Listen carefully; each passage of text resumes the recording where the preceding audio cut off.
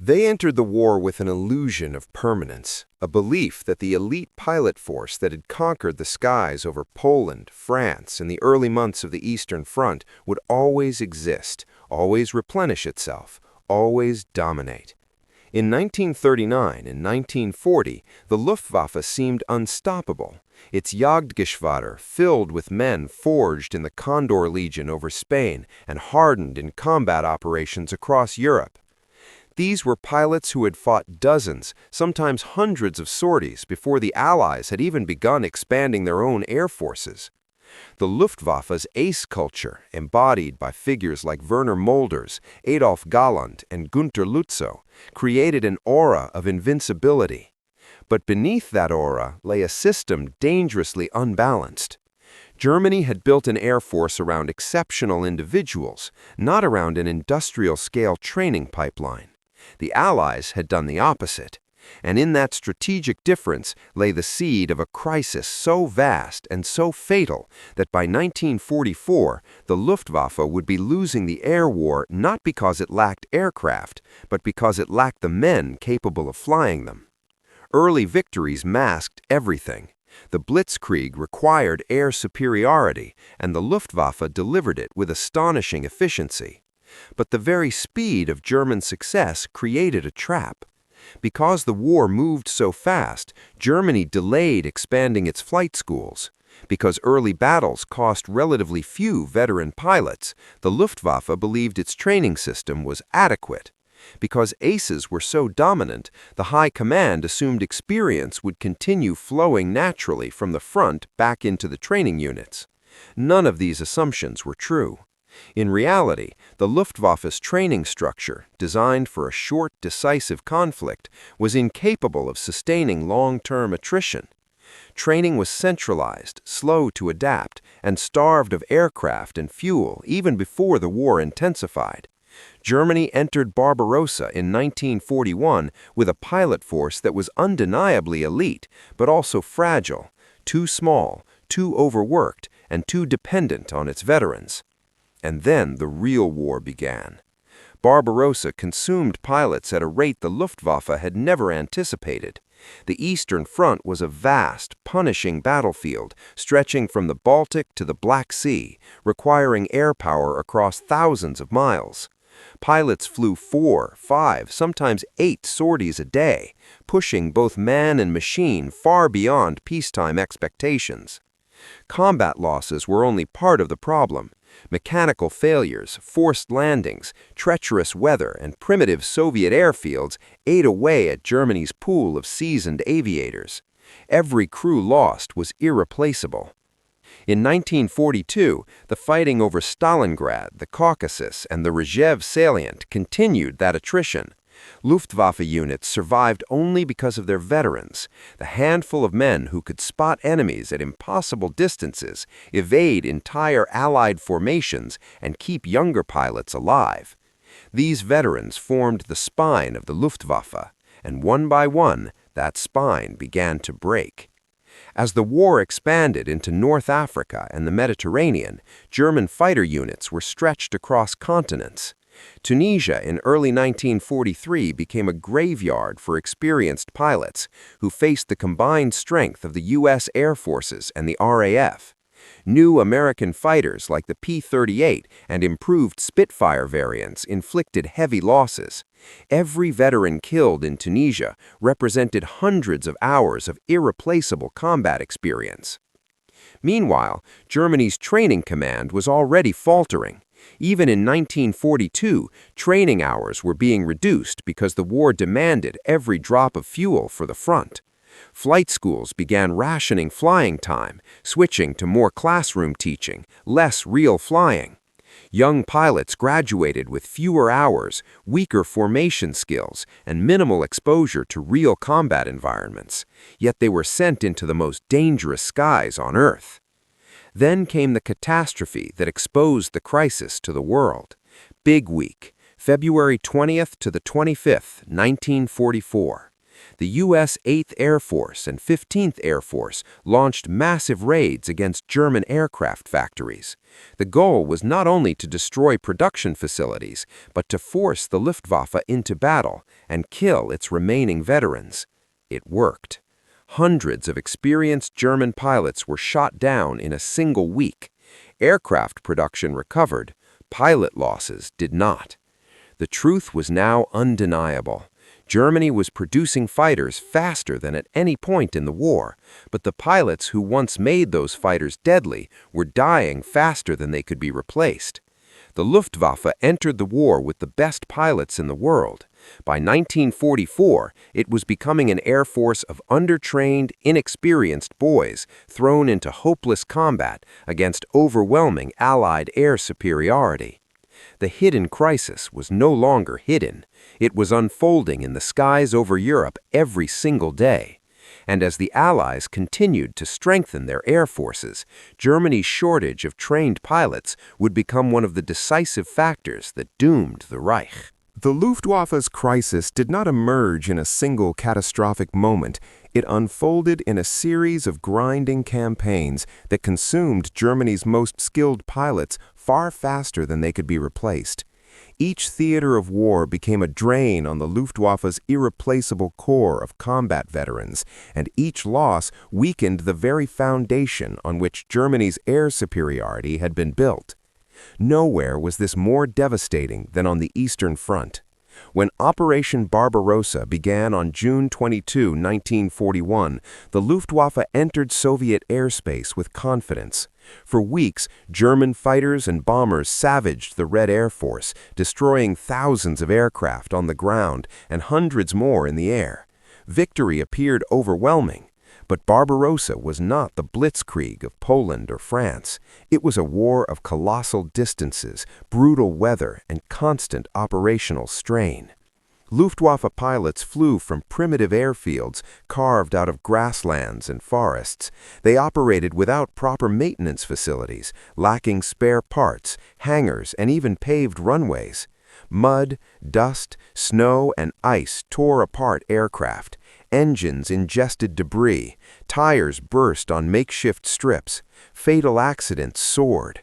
Even when pilots survived mechanical failures, forced landings behind enemy lines often meant capture or death. Worse still, the sheer scale of daily operations was unsustainable. Aces such as Werner Mulders, Hermann Graf, and Walter Novotny flew missions at a tempo unheard of in the West, 5, 6, even 8 sorties per day. Each sortie offered an opportunity for victory, but also for exhaustion, error, or a fatal encounter with Soviet fighters or anti-aircraft fire. As the Soviet Air Force recovered in 1942 and 1943, their newer aircraft, Yak-9s, LA-5FNs, and Lend-Lease P-39s, began taking a heavier toll. Slowly, steadily, the Eastern Front consumed Germany's airborne elite. Those who survived were often pushed into other collapsing theaters. North Africa became another graveyard. Tunisia in early 1943 was catastrophic. German fighter groups, already strained from battles over Malta and the Mediterranean, now faced the combined air power of the RAF and the rapidly expanding U.S. Army Air Forces. American P-38 Lightnings, with their long range and heavy firepower, proved formidable opponents. Spitfire Mk-5s and Mk-9s challenged German fighters at low and medium altitudes. An Allied radar-controlled interception meant Luftwaffe pilots were often outnumbered before they even knew a fight had begun. Critical units like JG-27 and elements of JG-53 lost some of their most experienced men during the Tunisian campaign. Supply shortages made everything worse. Fuel shipments from Italy were sporadic. Replacement aircraft arrived in limited numbers. Maintenance was a luxury. When Tunisia fell in May 1943, the Luftwaffe lost not only territory, but also a generation of seasoned pilots who had once been the backbone of Germany's fighter arm. Yet the single greatest slaughter of Luftwaffe veterans came not in Russia or North Africa, but in the skies over Germany itself. In February 1944, the United States launched Operation Argument, better known as Big Week, a massive, coordinated assault on Germany's aircraft manufacturing industry. The strategic goal was to cripple production, but the tactical purpose was even more direct: force the Luftwaffe into battle and destroy its remaining veteran pilots. It succeeded with brutal efficiency. During Big Week, the 8th Air Force and 15th Air Force hurled waves of B-17s, B-24s, P-47s, P-38s, and the newly arrived P-51 Mustangs into German airspace. The Luftwaffe responded because it had to. If it failed to defend its factories, Germany's entire aircraft supply chain might collapse. But every time Germany committed its fighters, it lost more of its best men. American long-range escorts neutralized the Luftwaffe's previous tactic of attacking bombers unopposed. The P-51 Mustang in particular turned the air war upside down. It was fast, maneuverable, long-ranged, and deadly in a dive. German pilots who had survived years of combat suddenly found themselves overwhelmed by disciplined American formations, coordinated radar guidance, and overwhelming numerical superiority. Big Week cost the Allies aircraft and crews, but it devastated the Luftwaffe's fighter force. Hundreds of German pilots were killed or wounded, including many of the remaining veterans who had mentored younger pilots. Aircraft factories were damaged, but production eventually recovered. What did not recover was pilot quality. The Luftwaffe could replace a Bf-109 in a matter of days. It could not replace the men who flew them. By the end of Big Week, the Luftwaffe pilot corps had been hollowed out. Entire Jagdgeschwadra now relied on undertrained replacements with no combat experience. Veteran leaders were dead, missing, exhausted, or unable to pass on their knowledge because they flew combat sorties until the day they died. This was the moment the crisis ceased to be hidden. In 1941 to 1944, Germany had burned through its finest aviators in an air war it could no longer win. The Luftwaffe still had planes, more every month, but the men who made those planes deadly had vanished into the snows of Russia, the sands of Tunisia, and the contrails of Big Week. The true cost of losing its veterans was only beginning to unfold, and the consequences would soon cascade through every remaining Luftwaffe unit. By the time Germany realized it was losing its veteran pilots faster than it could replace them, the Luftwaffe training system had already begun to collapse under pressures it was never designed to withstand. What had started the war as a streamlined, high-quality program intended to produce elite aviators for a short, decisive conflict slowly deteriorated into a desperate, under-resourced pipeline, churning out barely trained boys who were expected to face the most formidable air forces in history. They would die in staggering numbers, not because they lacked courage, but because they had never been given the skills to survive. Before the war, German pilot training was exceptional. Cadets received more than 200 hours of flight time, practiced aerobatics, formation flying, navigation, advanced gunnery, and blind flying. Instructors were experienced frontline veterans who passed on the instincts required for air combat. Graduates entered Jagdgeschwader as polished aviators ready for combat. But the Luftwaffe made one fatal assumption: that the war would remain short. When the conflict expanded across Europe, North Africa, and Russia, training schools began losing their instructors to frontline combat units. Veteran pilots were routinely pulled out of flight schools because the squadrons needed experienced leaders more desperately than they needed teachers. This robbed the training system of its most critical resource, expertise. Then came the fuel shortages. In 1942, Hitler diverted enormous quantities of aviation gasoline to the Eastern Front and North Africa. The training command found itself rationed. Flying hours were slashed. By mid-1942, trainees were receiving around 120 to 140 hours, a significant reduction, but still manageable. Then 1943 arrived, and with it the bombing of Germany's synthetic fuel plants. After the fall of Tunisia and the intensification of Allied strategic bombing, fuel shipments to training units dropped sharply. Instructors were ordered to conserve fuel by cutting flight time even further. Students who once practiced spins, dives, and emergency procedures now spent hours in classrooms with chalkboards instead of cockpits.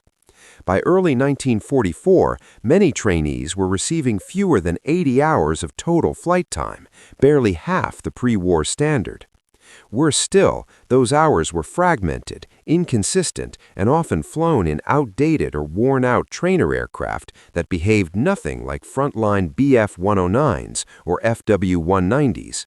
Training became improvisational, rushed, and dangerously incomplete. Night flying? Eliminated. Blind flying? Severely curtailed.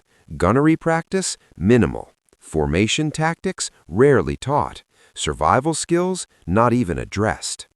Meanwhile, Allied pilot training programs were expanding exponentially. American and British flyers regularly graduated with 200 to 300 hours of high-quality flight training, including fighter-specific instruction in advanced trainers.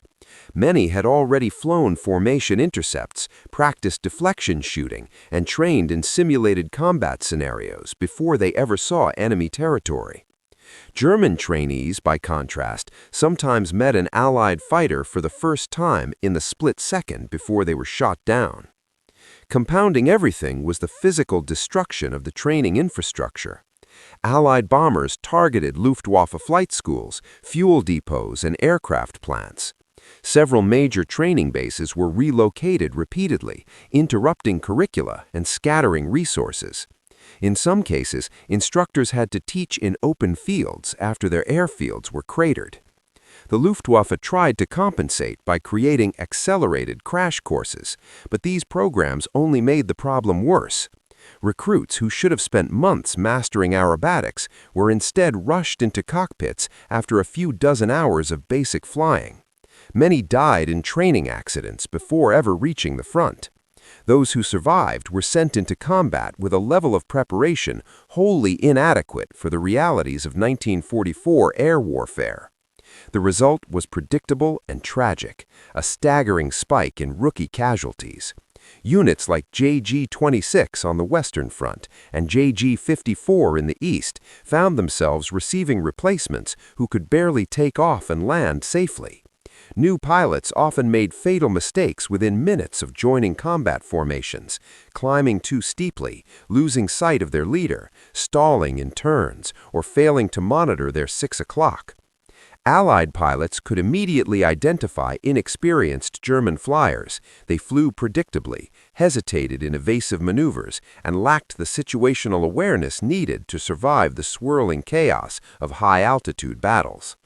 Veterans who remained were forced to compensate, protecting the rookies while fighting overwhelming odds. But each time a veteran was killed, the problem worsened. There were fewer mentors, fewer instructors, fewer survivors to pass on the knowledge that had once defined the Luftwaffe. The training system was not just struggling, it was cannibalizing itself. In the end, Germany's failure was not merely strategic or material, it was educational. The Luftwaffe's greatest weapon had been its pilots, and its greatest mistake was assuming those pilots could be replaced quickly, cheaply, or with reduced standards. By the middle of 1944, the truth was undeniable. Germany did not run out of planes, it ran out of time, fuel, instructors, and above all, trained pilots. The crisis that had once been hidden was now devouring the Luftwaffe from within. By 1944, the Luftwaffe's fighter wings, once the pride of Germany, revered across Europe for their skill and lethality, had become shadows of their former selves. Units that had dominated the skies in 1940 and 1941 were now trapped in a vicious cycle. Fewer veterans meant less effective combat leadership, less mentorship for rookies, and more dead rookies who never had a chance to become veterans themselves. No amount of aircraft production could fix this. Germany could roll out hundreds of Bf-109Gs and FW-190As each month, but without trained pilots, they were nothing more than metal shells waiting to be destroyed. And nowhere was this collapse more visible than in the Jagdgeschwader, the elite fighter wings whose reputations had once terrified Allied airmen. JG-54, the Green Hearts, had started the war as one of the most effective units on the Eastern Front. Flying from bases around Leningrad, its aces, Hannes Trautloft, Walter Nowotny, and Otto Kittel, racked up staggering kill counts against the poorly trained and poorly equipped early Soviet Air Force. But this success came at a terrible hidden cost. Because veteran pilots were so effective, they were kept at the front indefinitely. They never rotated home, they never served as instructors, they simply fought until they died. By 1943, as Soviet aviation modernized and gained numerical superiority, JG-54's attrition rate skyrocketed. Pilots who had once been surrounded by skilled comrades now found themselves leading groups of inexperienced replacements. The Eastern Front did not forgive inexperience. Many new pilots died within their first week. Some died on their first mission. When Walter Nowotny, one of the unit's brightest stars, was shot down and killed in November 1944, it symbolized the end of JG-54's golden age.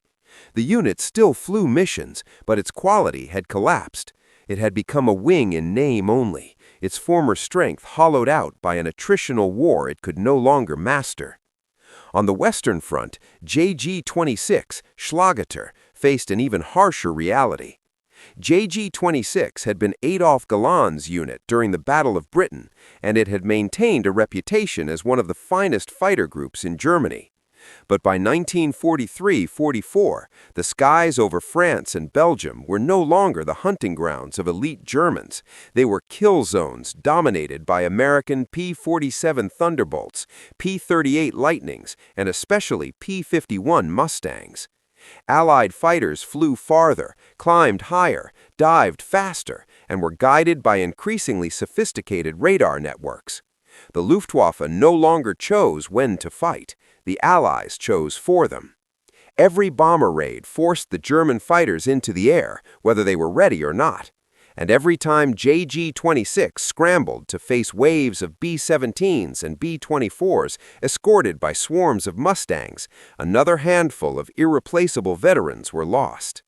Replacements arrived, but they were scarcely trained. Many had never fired their weapons in realistic conditions. They joined formations filled with young men who had logged less than 70 hours of flight time. When they faced the Americans, the outcome was inevitable. The Western Jagdgeschwader suffered casualty rates so high that some units effectively reintegrated new pilots on an hourly basis. They might join their squadron at dawn and be dead by noon. This accelerated death cycle drained the Luftwaffe faster than the factories could replenish it. Meanwhile, the Eastern Front continued to devour what few experienced pilots remained.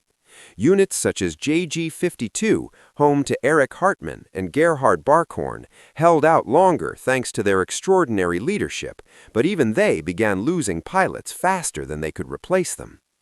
The Soviets now fielded Yak-3s, Yak-9Us, and La-7s, modern fighters flown by seasoned aviators who had learned the hard way how to survive and win. The old days of effortless German dominance were over. Even the introduction of technological marvels like the Me-262 jet fighter could not reverse the trend. The Me-262 was fast and revolutionary, but most pilots assigned to fly it had never operated a jet engine before. Many had fewer than a dozen hours of training flights. Some died simply trying to take off or land. The few experienced pilots who could truly exploit the jet's capabilities, men like Adolf Galland and Walter Nowotny, were far too few in number, and many were killed in the very first months of Me-262 deployment. By the time the Luftwaffe reached 1945, its fighter wings were organizational labels attached to ruined shells. JG-26 and JG-54 still existed on paper, but their operational reality was tragic. Squadrons that once housed aces now held terrified teenagers shaking in the cockpits of aircraft they barely understood. Tactical cohesion evaporated, formation discipline collapsed, morale disintegrated. The Luftwaffe's fighter arm no longer fought to win air superiority, it fought simply to survive another day. And as the last veterans fell, the wings that had once been the steel spine of the Reich simply dissolved into attritional dust. By 1944, Germany was producing fighter aircraft at a pace that astonished even the Allies. Fueled by Albert Speer's reforms and the decentralization of the aviation industry, monthly production of Bf-109s and Fw-190s rose to unprecedented levels. In 1944 alone, Germany manufactured more than 35,000 fighter aircraft, a figure that dwarfed its output from earlier years. On paper, the Luftwaffe should have been stronger than ever, an expanding air force equipped with modern, deadly machines. But in reality, it was collapsing. Because an aircraft is only as effective as the pilot who flies it. And Germany had run out of pilots long before it ran out of planes. The signs were everywhere. Airfields across the Reich filled with brand new fighters that never flew a single combat sortie. Some remained parked because there were no pilots to assign to them. Others were flown only for a few minutes before mechanical failure or crash landings destroyed them, testimony to the inexperience of their operators. The Luftwaffe's command structure watched helplessly as its frontline units received waves of undertrained replacements who could not survive, much less dominate modern aerial combat. Allied air forces now controlled both the skies and the training pipeline, producing veteran-quality pilots faster than Germany could send rookies to their deaths. The mismatch was terminal. The consequences stretched across every theater. The Me-262 jet, Germany's most advanced fighter, symbolized the crisis better than any other aircraft. Technologically, it was a marvel, capable of speeds far beyond Allied piston fighters. In the hands of experienced aviators, it could tear apart bomber formations. But the pilots Germany assigned to the jet program were often teenagers with only a few dozen hours of flight time. They did not understand jet handling, throttle lag, or dangerous landing speeds. Dozens of Me-262s were lost not to combat, but to takeoff and landing accidents. The Luftwaffe had built the future of air combat, but had no pilots left to fly it. Meanwhile, the Luftwaffe's defensive strategy collapsed. Fighter groups intended to intercept Allied bombers fell into disarray. Without veteran leaders, formations broke apart under pressure. Rookies climbed too steeply, stalled in turns, or fixated on a single target while ignoring their surroundings. The discipline that had once defined German fighter units disappeared. Allied fighters exploited every weakness. P-51 squadrons dove through German formations like wolves into a flock of sheep. Radar networks, once effective under the direction of seasoned controllers, faltered as the Luftwaffe lost not only pilots but experienced ground personnel. The collapse of skill was total: air, ground, command, tactics. The strategic impact was catastrophic. Without air superiority, Germany could not defend its factories, railways, oil refineries, or cities. The bombing of the Reich intensified, devastating its industrial core. Synthetic fuel plants, critical to the Luftwaffe and Wehrmacht, were obliterated by B-17s and B-24s. These raids succeeded not because of new bombs or better tactics, but simply because there were not enough German pilots left to stop them. By late 1944, Allied bombers were flying over Germany with minimal resistance. Many raids encountered only a few scattered German fighters, often led by one surviving veteran, surrounded by terrified novices. When these tiny formations attacked, Allied escorts swarmed them. Losses became so extreme that Luftwaffe commanders began holding their fighters back, hoping to preserve the last remnants of their air force. It didn't matter. The depletion was already irreversible. The effects on the ground war were equally devastating. Panzer divisions lost the air cover they once relied upon. German troops marching, retreating, or redeploying across Europe suffered constant Allied air attack. Bridges, columns, and supply dumps were destroyed at will. The Luftwaffe's failure meant the Wehrmacht could no longer maneuver. Even when Germany tried to launch ambitious operations, such as the Ardennes offensive, Allied air superiority turned them into death traps the moment the weather cleared. When the skies opened up, the offensive died, and with it died any last illusion that Germany could still shape the strategic direction of the war. By early 1945, the Luftwaffe had become little more than a token force. It still possessed aircraft on paper, but these figures were meaningless. A fighter with no trained pilot was not a weapon, it was debris waiting to happen. The Luftwaffe's final truth was brutally simple. Germany had lost the air war not for lack of machines, but for lack of men. No production miracle, no technological breakthrough, no last-minute wonder weapon could compensate for the destruction of its pilot corps. In the end, the Luftwaffe died the moment its veterans did. The fighter wings that once terrorized Europe fell silent, not because they lacked aircraft, but because their cockpits were empty.